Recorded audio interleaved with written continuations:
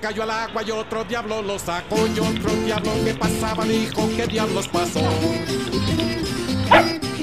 El diablito engarrotado dijo: ¿qué voy a saber? A lo mejor fue la diabla de mi mujer.